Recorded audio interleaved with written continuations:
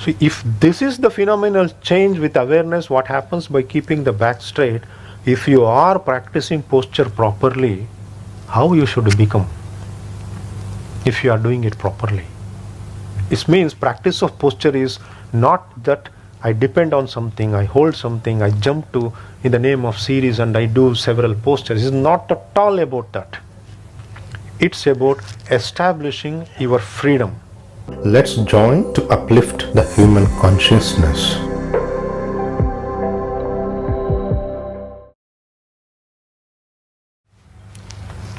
Hello, can you say anything about the practical difficulties of living with non-attachment in a society or a culture or a structure which, tends to make everyone move towards attachments?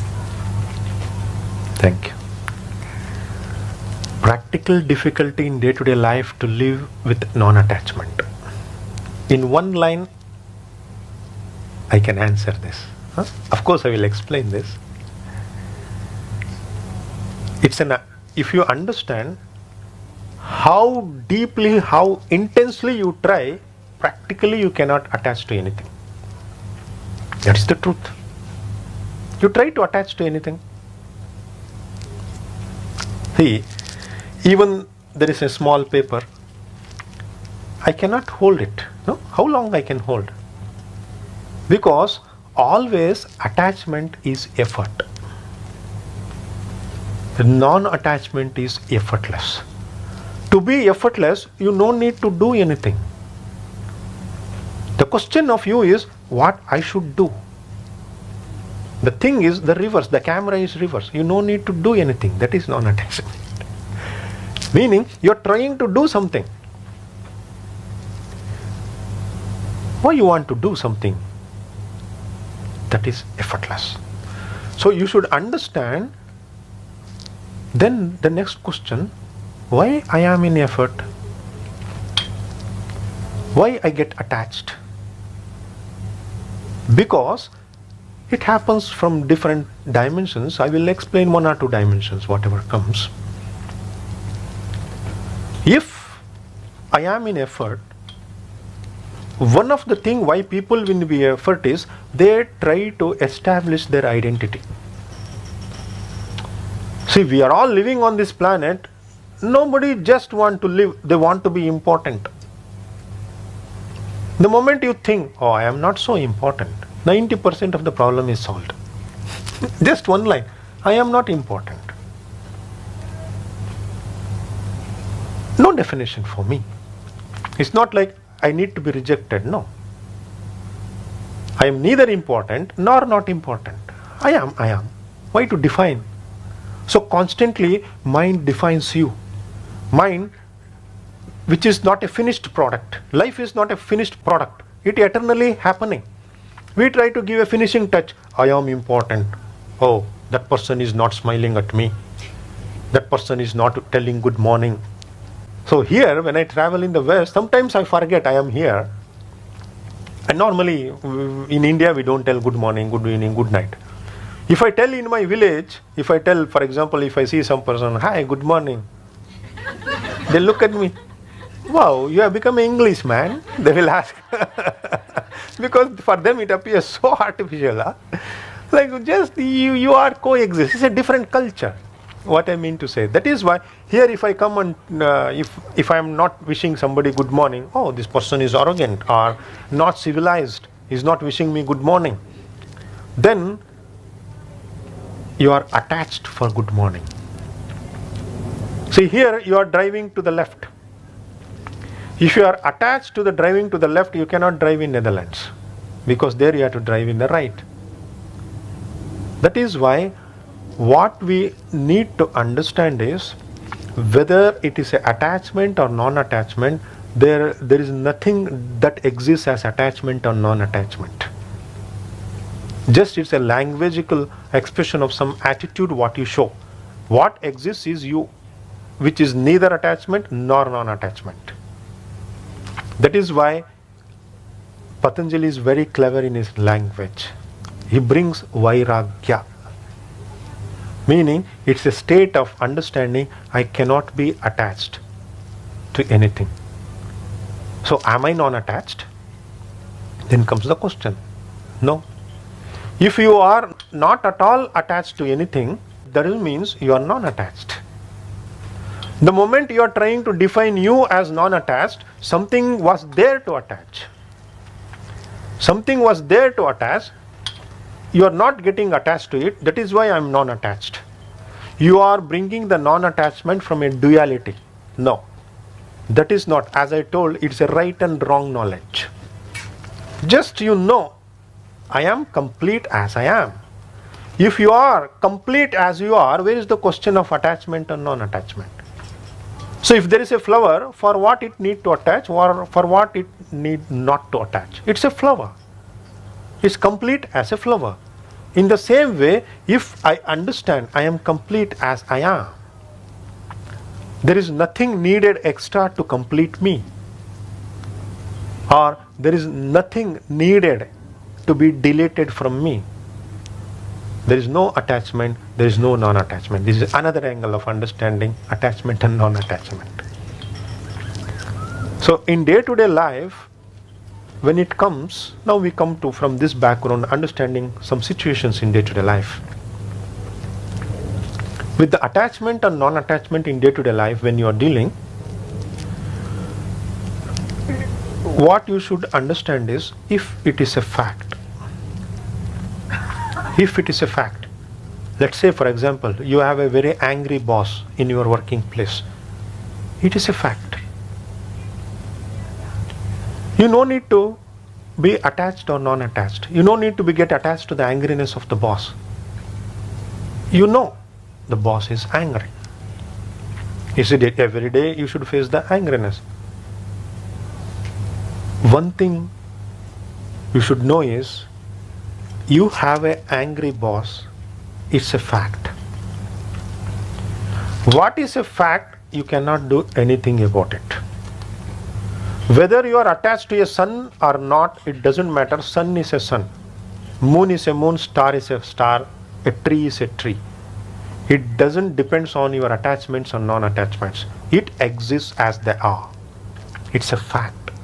In the same way, your boss anger at that moment is a fact. The point is, whether am I complete, whether is it my understanding in life that I need not be affected by anything else. It's always about you. When you are understanding whether I am getting affected by how to handle the concept of non-attachment in life is, we should understand in life, it's always about your own self. If you understand the statement of Patanjali, I am trying to give you another angle of understanding the non-attachment in day-to-day life. When comes to the physicality, we may not be so free. Suppose somebody can come and tie you in a rope. Somebody can harm you physically. Somebody can put you in a prison. They can lock you in a room. Physical non-freedom state is somebody else's hand. Maybe. But we are all lucky enough, we are not living in that civilization anymore. Earlier it was there like that. Now we are all free. Now comes the second, freedom of the mind. Freedom of the mind is in you, within you. We all have that provision. We are all free. If it is in day-to-day life, it's about my physicality or it's about my mind. If it is about non-freedom state of my physicality, then I have to solve outside. If the effect of my surrounding is happening due to the mind state, I have to solve my mind state. So in that way, you need to bifurcate in your day-to-day life. So 99.99% of the issues are about the mind. It's like, I will give you another example, another dimension of understanding. Let's say, if I am doing like this, for example. If I am doing like this, You go to a police station and file a complaint on me. This Indian yogi, he came from India and he is doing like this to me. He is hitting me very hard. I am not touching you, just I am doing in the air. No, you do like this and you go on police complaint, I have a bruises. Then police ask, you are a very prompt person, you tell that person was doing in the air. I got injured. Police will not believe. You cannot file a complaint on me because I am doing here. The same thing with the mind. Whatever happens it happens around you. Something happens like this, you get bruised. Meaning your mind get affected. Normally I say, if you are driving, if a car is hit by something, means car is dented. A dent happens to the car, people begin to behave as though a dent happened to them. Already one dent is there, don't create one more dent to the mind. If a dent is there, deal with it. Yeah, it's happened. It should not have happened. It happened. It's a fact. Whether you complain to police, you take to a garage, you call a repairing man, you take all the measures, you act. So another dimension of understanding the non-attachment means you fill your day-to-day life with actions, not with reactions. Life can be lived from both the angle. You can live by actions, at the same time you can live with reactions. If you are living life with reactions, that means you have some attachments in you. If you are living through actions, same thing. If you are flourishing life with actions, that indicates you are able to exist by being who you are. You are not affected by where you have to function. Day-to-day life is beautiful to live day-to-day life. Constantly you should check whether I am in action mode or reaction mode. That is Svadhyaya, studying the self. Patanjali brings the concept of tapa, Svadhyaya, Ishvara pranidhanani, kriya yoga. It's not only that I practice on the mat posture. That is only yoga. No. Yoga is way of life. Yoga is not the thing only what you practice on the mat. The life itself is yoga. Once you understand that dimension of life, see, if you are in posture, now also you are practicing a posture. Let's say, for example, if you are in a triangle posture is like this.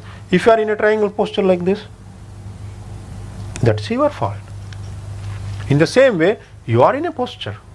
Now, always. Once you are born till you die, constantly you are in a posture. If you know that science, you no need to specially practice posture on the mat. Not necessary. Why? Why you have a bifurcation about day-to-day life and a posture practice? Because you don't understand what is posture. Of course, till then it is needed to create the effortless. You are effortless standing, you are effortless triangle, you are effortless twisted triangle. So then you are learning the language of effortless. You are trying to gain the effortless and you are in effort. Suppose if you are sitting like this, it's an effort. Effort in the sense, it's not about easiness. Whether it's a pure self-expression to the maximum extent or something else is there. You should be light like a feather, like a flower. That lightness, that depth of physicality should represent the consciousness. Your body, your life energy, your mind, they are all playing field of consciousness and nature. How you keep it, whether you are creating the space for nature expression only, or you are creating the space for conscious expression, or you are creating the space for both. That is the richness. If you are sleeping, your body is body same, your mind is the same mind, your life energy is the same life energy, but the expression is you are representing only nature, meaning you are not able to witness the life. You have become the part of something bigger. The nature is infinite. You become a tiny bit when you are just sleeping and absence. Your consciousness is not there. The moment the consciousness is not there, the body is nothing. When the consciousness permanently leaves the body, nothing is there. Within 3 days, the body is decomposed. It becomes a mud. What we need to understand is the practice of yoga is to build the self-expression. There is a constant pull on one end towards death, towards decay. A constant pull of the nature is there. On other end, the constant expression of the consciousness is there, which is permanent, which is present forever. So towards what you are aligning in life, how much time you are aligning in life. Suppose morning you did 2 hours of posture practice. Remaining 22 hours you are depending on the nature. Your posture practice is a waste. That means you don't know the science of practice of posture.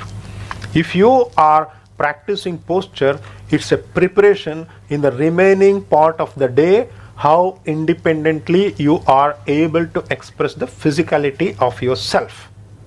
That is the practice of posture. If the practice of posture, instead of practicing 2 hours or 1 hour, whatever may be the time, it is not preparing to be free in the body, somewhere you have to question the way you are practicing. You have to analyze that strength should come. So in that way you have to construct the practice, then a real self-expression happens in day-to-day life. How you are interacting. Even we will make one small exercise towards this. How important in day-to-day life to construct a central line of expression, always not affected by anything. A balance. I will give a small exercise. Keep your back straight now. Sit on the mat.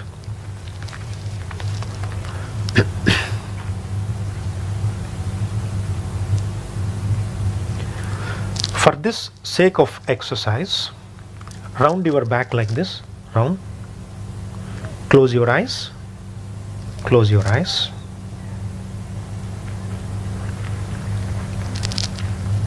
Gently close your eyes. Back is round. Try to recall some sad moments,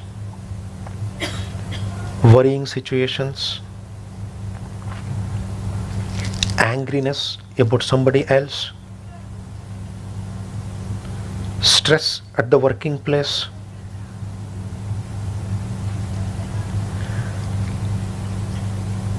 your aggressiveness. You can fight with anyone, you can argue with anyone.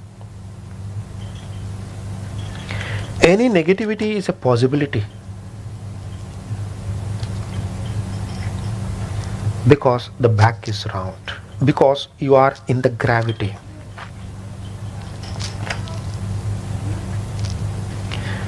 Try to recall any negativity expression. Your angriness, aggressiveness, possessiveness, you want something.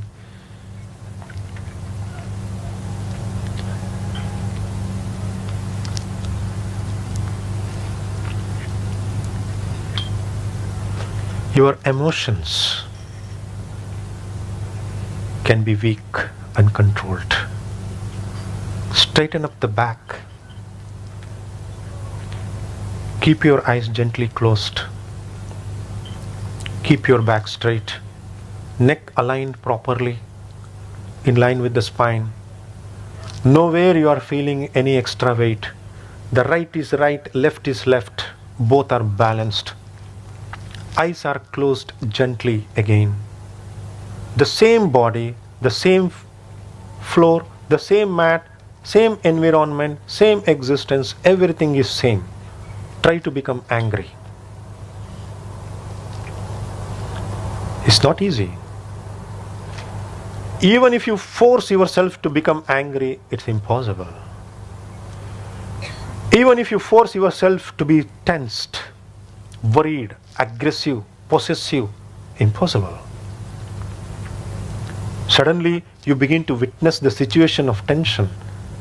What I can do my best. oh, why I need to be angry. A pure witnessing is developed because witnessing provides the space for nature to enter in you with a clarity. Whether it is an angry situation, whether it is a frustrating situation, whether it is a tense situation, you begin to witness it. The consciousness brings the state of best possible expression. Then you look at how I can solve it. Try to recall any negative situation in your life in this position. You begin to think how I can solve instead of, oh, what happened earlier.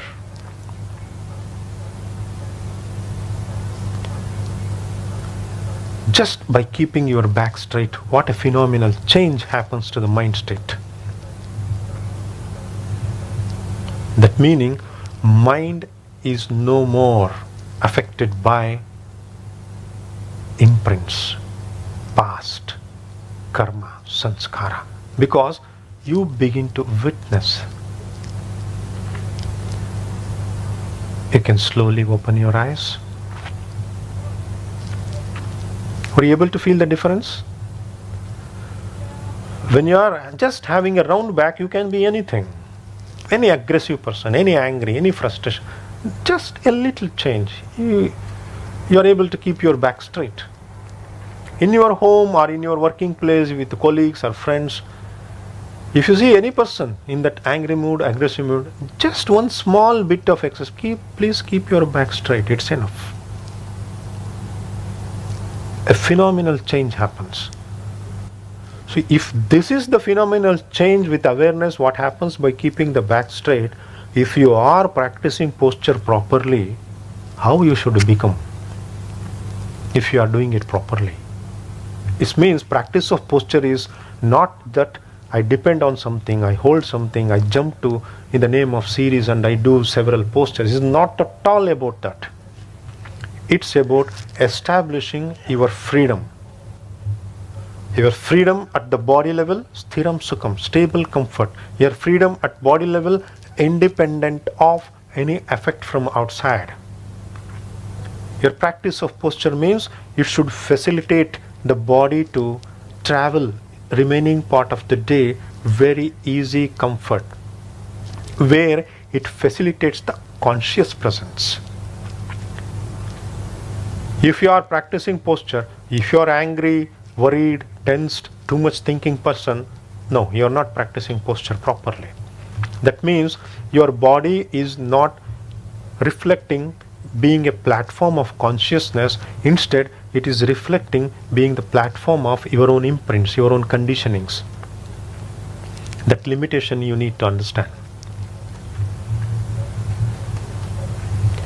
In that way, you can adopt all these different dimensions. Of course, many are there. Once you know this dimension, at least you have some practical tool, also some understanding to the mind level. So depending on this, your breathing will be there. That is another dimension that we see some other time when it happens. Evolve the self, better the world, love all. Let's join to uplift the human consciousness.